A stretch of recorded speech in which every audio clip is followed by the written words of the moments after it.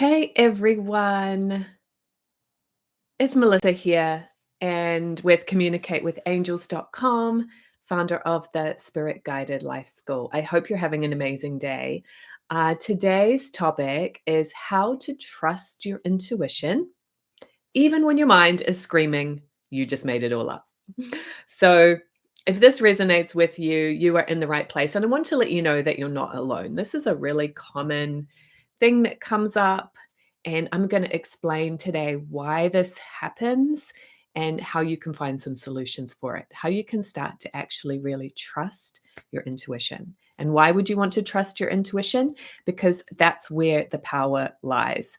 That is where you are going to find yourself in the right place at the right time to be able to make decisions that are in alignment with your success and really fulfilling what you came to do this lifetime.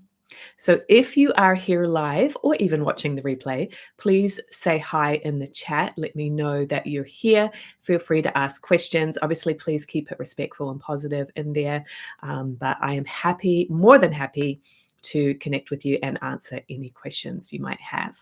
Okay, so first let's start by going over what is the step that most people miss or aren't aware of when it comes to tapping into your intuition and trusting it. And this really important step is first to relax and raise your vibration. Now, just relax. It sounds easier said than done, right? You might tell yourself, oh, just relax, but you just feel more tense.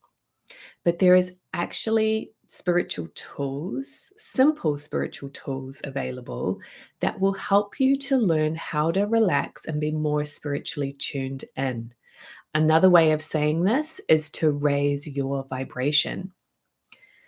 And so, the best way that I have experienced to do this is a technique called the spiritual cleansing technique.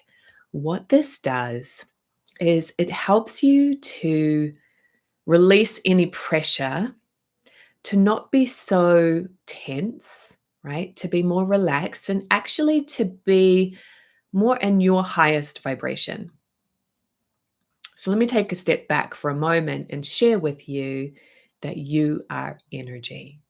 Many people know this, but are you really embodying that understanding? Are you really living from that place and knowing that you are energy? Right? Try this for a moment. Rub your hands together and just take your hands a few inches apart, and you can just kind of wave them in and out a little bit. And I think that helps to feel it. And just notice what you can feel between your hands. And if you are so inclined, do feel free to share in the chat what you feel as well. But I can feel like a pulling sensation, a heat, right? What you're feeling there is you, the real you. You are energy, you are light, you are frequency. And so when I say raise your vibration, it's coming back to being that energy, connected with the higher source of the universe, which is the real you, right? Many of us have these feelings of not being good enough, not being capable, but really that's just come from some experiences you had in childhood. It's not true. The truth is that you are a powerful spiritual being. You are energy. So many of us go about our day where we're busy, we feel stressed, we're trying to handle all these responsibilities of life, you know, kids, paying the bills, da, da, da. And we forget that we are energy, you're a soul. So the spiritual cleansing technique, what it does is it helps you to release, just some of that stuff, that ick that we pick up and we feel sometimes, and come back to the truth. Come back to feeling oneness, connection. So what I'm going to do is I'm going to put in the chat here a link where you can go and watch a video where I teach you this technique for free. So it's communicatewithangels.com/cleansing. I do encourage you to give it a try, okay? It might feel a little strange at first, but it's really easy to do. And It just takes a minute, really, to do it. And the more that you cleanse, the more you're going to start to notice, oh, I'm getting hunches. I'm feeling awareness. I got an idea pop in my mind. I heard a message pop in my mind. All of these things are actually already happening, but we just need to start to be more aware of them. Pay attention and notice what your soul, what your feelings are telling you. And that's a great segue for the next tip that I wanted to share with you today. I don't know if tip's the right word, but is that you have two parts to your nature. You have your feeling part and you have your intellectual part. If I don't know how to screen share on here. Let me see. Oh yeah. Let me see if I can get it to work. I think I got it to work. Okay.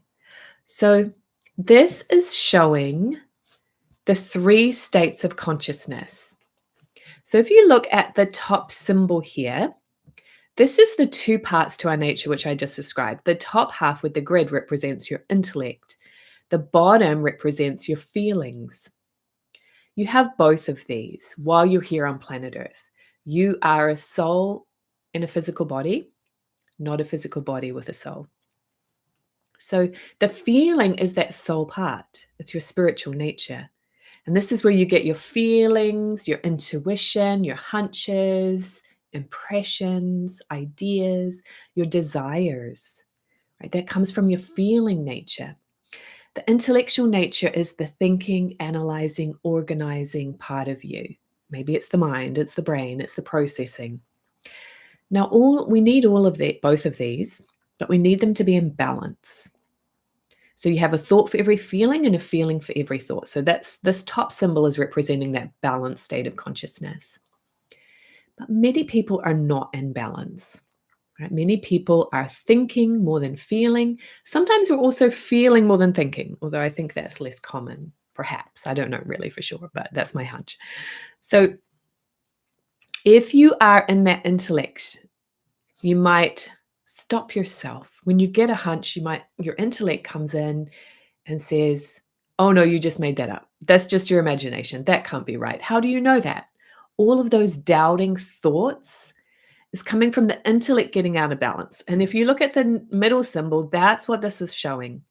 Too much intellect. And the intellect is out of balance. It's in the emotions. Emotions are not the same as true feelings. Emotions are those things that block us and hold us back. It's actually the ways we've been taught to feel. And like I said, many people, if you're kind of around my generation, I think it happens in all generations, but I'm a young, a young Gen X. Nearly a millennial. My younger sister is a millennial. I think the cutoff is 1980. Okay, so if you're around there, it's really common because of the way that most of us were parented to feel kind of like, I'm not good enough. I can't trust myself. I don't know. That's emotional. That's come from experiences in childhood, but it's not you on a soul level. It's not really your truth, right? So if you're experiencing that, that's really what's happening. Our intellects are very strong, and it's understandable because planet Earth is overly intellectual at this time. Hopefully, we're coming back to some more balance, and we're in that process. But at this time, planet Earth is overly masculine, overly intellectual. So you get immersed in that environment and start to be that way too. Okay, but ideally, we want to come back to balance. You're going to be most fulfilled and successful and happy when you're in balance. Now, this is the other side of the coin where some people go the other way, where it's too much feeling and not enough intellect. So that kind of a person might be a daydreamer. They don't follow through on their ideas, or they're doing for everybody else but leaving themselves out. So this is where we want to be, right? And so let me see if I can stop that now. There we go. Coming back to the title of today, how to trust your intuition even when your mind is screaming you made it up. What's really going on there is that intellect coming in and wanting to block you. It doesn't mean that you actually can't trust your intuition though. because the intellect needs to know what its job is. Your intellect doesn't get feelings and hunches and impressions. It's just not capable of that, right? That's the analyzing and organizing and proving part of you. So you need to tell your intellect, hey, that's not your job. It's not your job to tell me if it's right or wrong. There is no such thing as right and wrong. And just try to relax that part and take a deep breath and go, okay, what are my feelings telling me right now? What do I feel? What do I sense? What do I know? And come from that very experiential feeling part of you. It might take a little bit of practice, but the practice is worth it. Okay, so I hope that brings some understanding. Again, if you're here live or on the replay, feel free to pop in the chat if you have any questions. And I'm going to take you through a quick practice of this. Okay. So if you do know how to cleanse, that spiritual cleansing technique, you can go ahead and do that right now. If you don't know, if you haven't had a chance to watch my training on that yet, and it is free, so feel free to click that link and watch it soon. But if you haven't learned it yet, we can just close our eyes and take a few deep breaths, okay? So just really letting go of distractions, tuning in, close your eyes, and just start to feel that light that you are inside and feel connected with spirit. Spirit is always with us in many different forms. You have your own personal team. You have other angels and guides that are with you from time to time. You always have a lot of backing and support. So just start to tune into that and feel that and bring it in close to you. And bring in that feeling of reassurance that everything is going to be all right. Just in that energy, just take a few more deep breaths.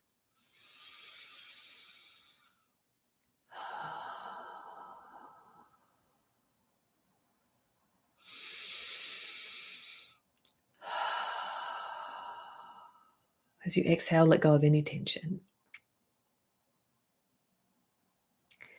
And then in your mind, I want you to say, guides, give me one word. Then take a deep breath, and as you exhale, that one word will come into your mind.